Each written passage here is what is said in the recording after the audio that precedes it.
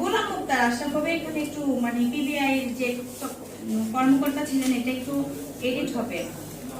তো রাজনীতির সাথে প্রত্যক্ষভাবে জড়িত ছিলেন। একজন মুক্তিযোদ্ধার সন্তান হিসেবে ও আওয়ামী লীগ সরকারের শাসন আমলে আমি আমার বোনের হত্যার বিচার দাবিতে দাঁড়ে দাঁড়ে ঘুরেও ন্যায় বিচার পাইনি। আমি জানতে পারি তৎকালীন আইনমন্ত্রী আনিসুল হক তার বান্ধবী তৌফিকা করিমকে দিয়ে মোটা অঙ্কের টাকা আনবিরের থেকে ঘুষ নিয়ে মামলা প্রবাহিত করার চেষ্টা করেন।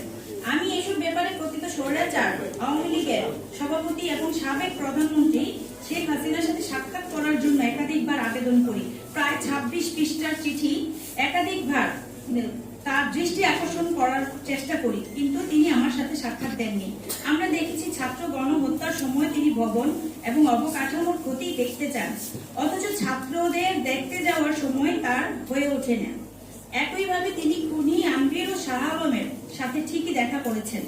আপনারা নিশ্চয়ই আনবিরের ফেসবুকে মাসখানেক আগে শেখ হাসিনার সাথে তাদের সাক্ষাতের কিছু ছবিও দেখেছেন, অথচ আমার সাথে একটিবার সাক্ষাতের সময় হয়ে ওঠেনি। সেটা নিয়ে আমি অনেক ব্যথিত।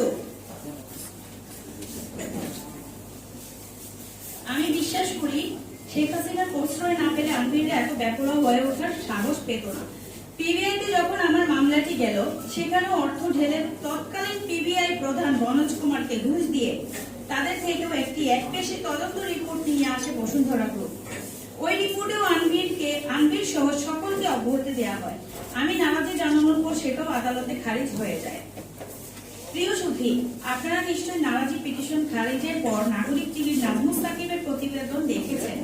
সেই প্রতিবেদনে নাজমুস সাকিব কিছু অডিও রেকর্ড ফাঁস করেন, যার থেকে প্রমাণ হয়ে যায় বিচারক কিভাবে প্রভাবিত হয়ে আনবিরের পক্ষে রায় দেন এবং আমার নারাজি পিটিশন খারিজ করে দেন। এভাবে মুনিয়া হত্যা ও ধর্ষণ মামলাটিকে নিয়ে তদন্ত রিপোর্ট ও আদালতের রায়কে আওয়ামী লীগ আমলে বিচারহীনতা সংস্কৃতিরই একটি নির্লজ্জ উদাহরণ হিসেবে আমি অবহিত করতে পারি। সবচেয়ে দুঃখের বিষয় হলো মুনিয়া গর্ভবতী ছিল। পিবিআই তাদের তদন্তেও বলেছে সেটা ছিল আনবিরের সন্তান, অথচ সেই আনবিরকে তারা ডিএনএ স্যাম্পল টেস্ট করতে বলল না।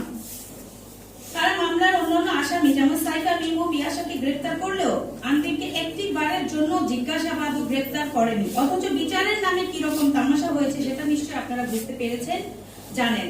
প্রিয় সুধী, এত অন্যায় অবিচারের পরেও আমি আনবিরের হুমকি, টাকা প্রলোভনের কাছে বিকৃত হইনি। আমিও হাল ছেড়ে দেইনি। আমার মামলা এখনো চলমান রয়েছে আইনি প্রক্রিয়ায়। আমি বিশ্বাস করি স্বৈরাচার হাসিনা পতনের পরে স্বাধীন বাংলাদেশে আমি ন্যায় বিচার এখন প্রত্যাশা করতেই পারি। নোবেল বিজয়ী অর্থনীতিবিদ সর্বজনশ্রদ্ধেয় মাননীয় প্রধান উপদেষ্টা ডক্টর মোহাম্মদ ইউনূস সাহেব, তার আইন উপদেষ্টা ডক্টর আসিফ নজরুল সাহেব, তারা দুজনেই অত্যন্ত ন্যায়পরায়ণ মানুষ আমি জানি। তাদের কাছে আমার বোনের ন্যায় বিচার প্রত্যাশা করছি। আজকের এই দিনে আমি বিশেষ কৃতজ্ঞতা জানাচ্ছি বাংলাদেশের কয়েকজন সুনাগরিকগণকে, আন্তর্জাতিক খ্যাতি সম্পন্ন আলোকচিত্র শহীদুল আলম সাহেবকে, বুদ্ধিজীবীদের মাঝে শহীদুল আলম ভাই এবং ওনার স্ত্রী রেহনুমা আপা, ওনার যে সংস্থা ছিল সেই সংস্থার মাধ্যমে শুরু থেকেই আমাদের সাথে পাশে ছিলেন এবং আছেন। ওনারা মুনিয়া ইস্যুতে আমার সাথে কাঁধে কাঁধ মিলিয়ে লড়াই করে যাচ্ছেন। আমি বিশ্বাস করি আমাদের এই লড়াই আজ আর একার লড়াই নয়। মুনিয়া ন্যায় বিচার নিশ্চিতের মাধ্যমে দেশের বিচারহীনতার সংস্কৃতি বন্ধ হবে। ভাই চেহারা দেখা যায় না, নিচে করেন।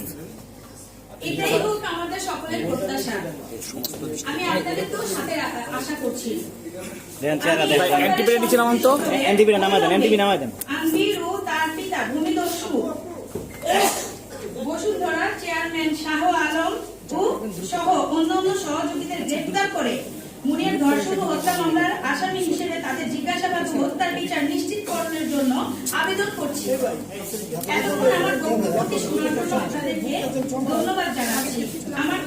আমাদের কোনো প্রশ্ন থাকলে আপনারা আমাদের আইনজীবী অ্যাডভোকেট মোহাম্মদ শাহ আব্দুল কাইয়ুম, অ্যাডভোকেট